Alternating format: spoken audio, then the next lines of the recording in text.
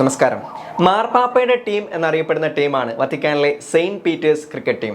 നമുക്കറിയാം, Vatican cricket team 10ാമത്തെ light of faith England പര്യടനത്തിന് ഒരുങ്ങുകയാണ്.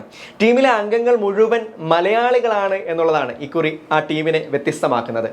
ചങ്ങനാശ്ശേരി അതിരൂപതയിലെ ഫാദർ ജോസ് ഇറ്റോലിലാണ് വത്തിക്കാൻ ക്രിക്കറ്റ് ടീമിന്റെ ക്യാപ്റ്റൻ. റോമിലെ പൊന്തിഫിക്കൽ എത്തീനിയം റിഷീനാപ്പസ്തോലോ റോമിലെ philosophy professor reverend doctor Eamonn ഓഹിക്യൂൻസ് ആണ് ടീമിന്റെ മാനേജർ.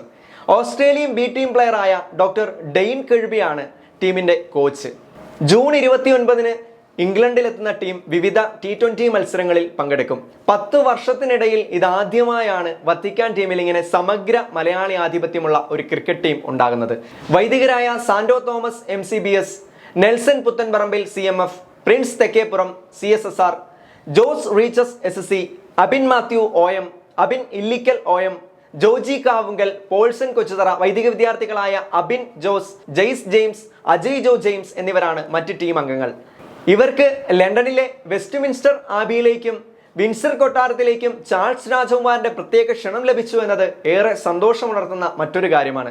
നാളെ ജൂൺ 29-ന് വേംസ്ലി എസ്റ്റേറ്റിൽ നടക്കുന്ന കളിയിൽ ഇംഗ്ലണ്ട് സീനിയേഴ്സ് ടീമുമായി ഇവർ ആദ്യം ഏറ്റുമുട്ടും. നമുക്കറിയാം, വത്തിക്കാനിൽ ഓസ്ട്രേലിയൻ സ്ഥാനപതി ജോൺ മക്കാർത്തിയുടെ ആശയപ്രകാരം 2013-ലാണ് സെയിന്റ് പീറ്റേഴ്സ് ക്രിക്കറ്റ് ക്ലബ്ബ് രൂപീകരിക്കുന്നത്. അതിനു മുമ്പ് തന്നെ വത്തിക്കാൻ ക്രിക്കറ്റ് ടീം സജ്ജമാവുകയും 2008 സെപ്റ്റംബർ 13-ന് നെതർലാൻഡ് ക്ലബിനെതിരെ ആദ്യ രാജ്യാന്തര മത്സരത്തിൽ പങ്കെടുക്കുകയും ചെയ്തിരുന്നു.